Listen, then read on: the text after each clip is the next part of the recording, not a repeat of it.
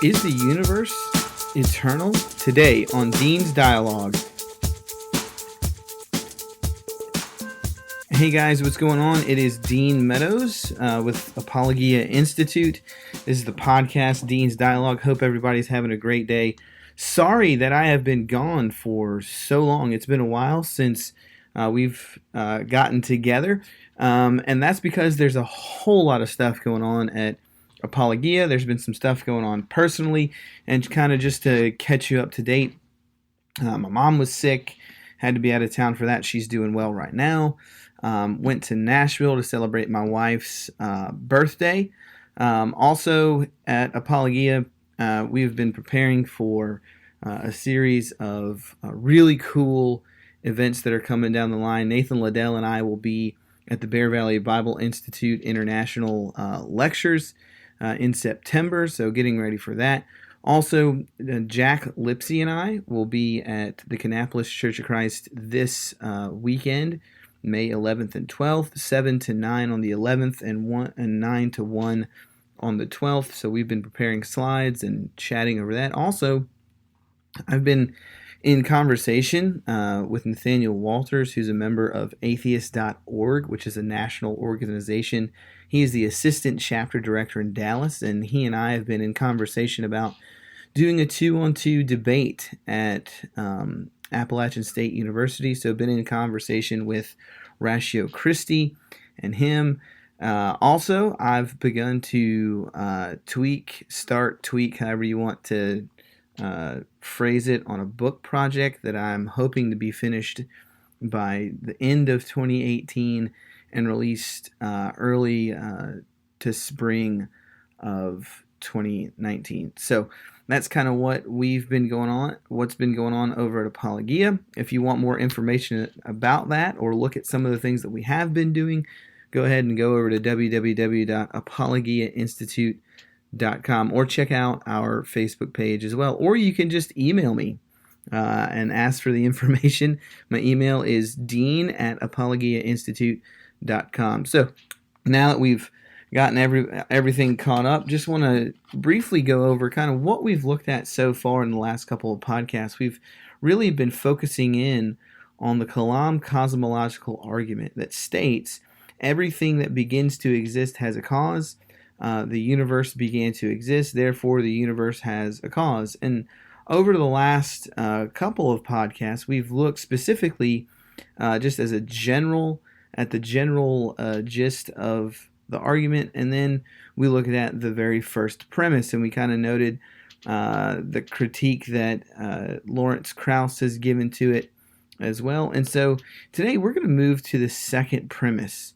The universe had a beginning. We've already, in the last podcast, noted that everything that begins to exist has a cause, no matter how atheists like Krauss want to redefine what the term nothing is.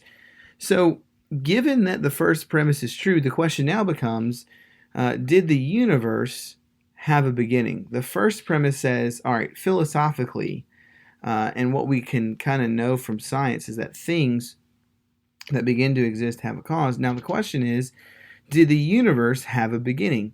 And so really the answer to this question can be found in the modern advances of scientific discovery.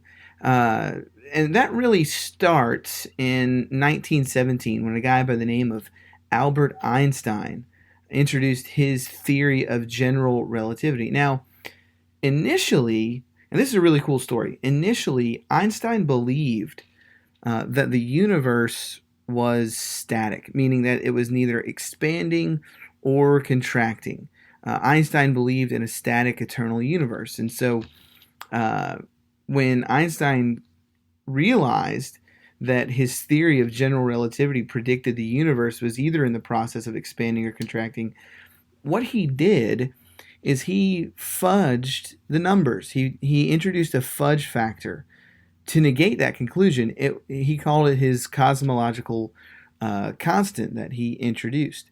And so that kind of alleviated Einstein's worry about expanding or contracting universe. And so in the 1920s, a Russian mathematician named Alexander Friedman and a Belgian astronomer named Georges Lemaitre. See how I said that? That was pretty cool. Lemaitre took Einstein's equation, and what they did is they removed the fudge factor. And once they removed the fudge factor, they predicted an expanding universe. And so for several years, it was seen as just something that was a possibility, but nobody had really verified it until 1929, when Edwin Hubble, peering into the universe, verified Friedman and Lemaitre's prediction. And so this is what Hubble saw as he looked through his telescope. He noticed that the light from distant galaxies and planets appeared to be red on the light spectrum. So on the light spectrum, those entities that are moving closer towards Earth are blue. Those things that are moving away from us are red. And so as Hubble looked in every direction, he noticed that these galaxies are giving off this what's called red shift. And so Hubble concluded that the universe was expanding in all directions. And so what was interesting about this is that when Hubble came to this conclusion and he had this aha moment, he ended up inviting Einstein to his observatory and asked him to look through it and said, hey, this is basically what I've seen, and this is basically on the basis of just taking your equation at face value. And what's so interesting about this story is that Einstein would later go on to say that his fudge factor, his cosmological constant, was probably the greatest blunder of his career. And so that was early 1920s. Now fast forward to 2003. Three gentlemen by the names of Alan Guth, Arvin Board, and Alexander Vilenkin showed that any universe, or gave evidence that any universe which has a history of cosmic expansion must have a finite beginning. And this is what Vilenkin states. And Vilenkin is agnostic. He's not in the Christian camp. He's not hostile to Christianity by any means, but he's your regular, everyday agnostic. And so this is what he said.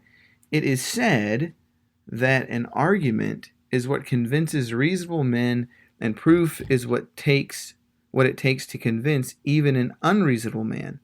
With the proof now in place, cosmologists can no longer hide behind the possibility of a past eternal universe. There is no escape.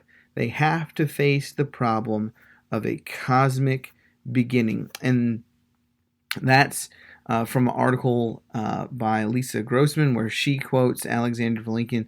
The title of that article is "Why Physics Can't Avoid a Creation Event."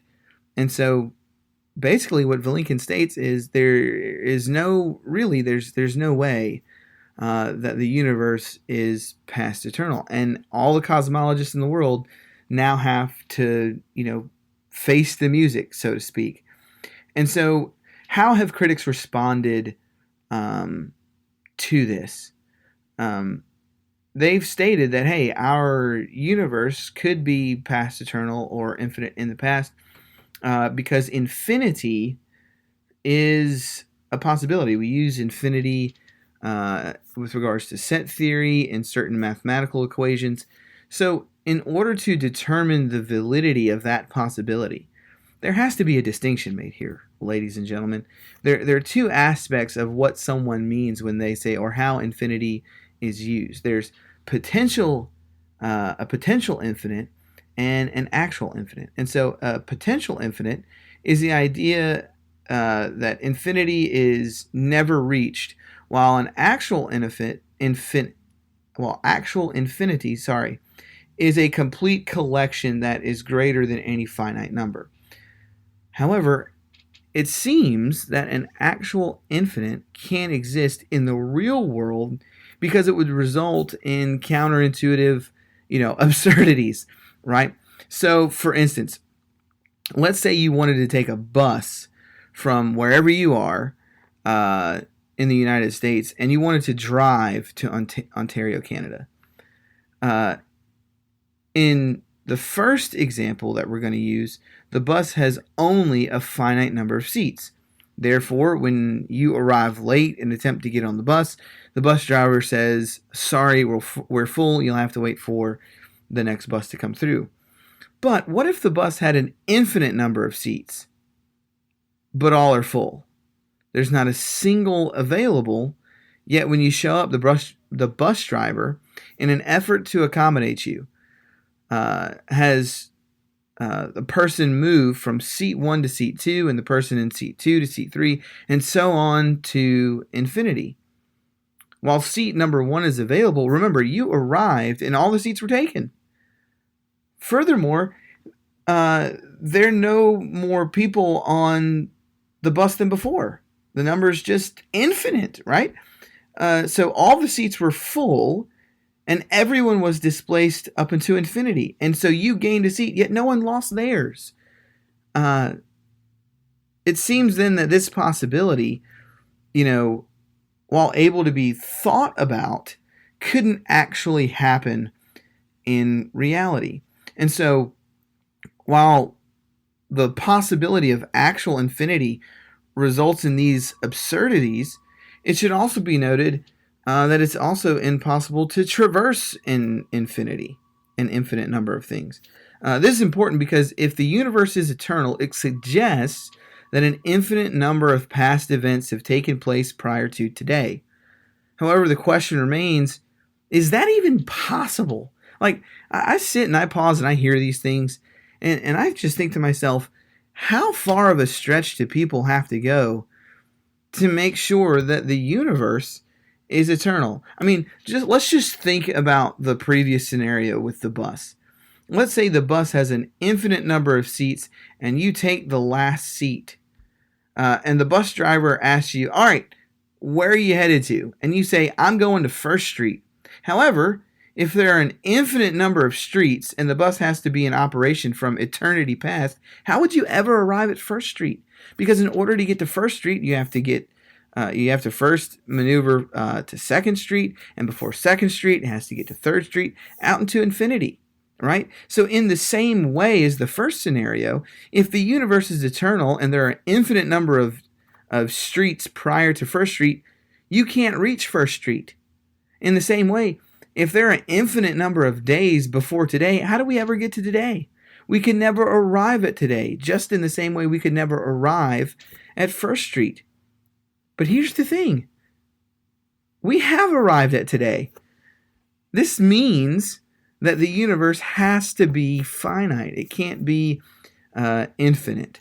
So one of the things also that people like to bring in here is the multiverse. And so even if the multiverse exists, the multiverse itself is not eternal in the time past because itself has a finite beginning, and you couldn't escape the first or the second premise of the Kalam.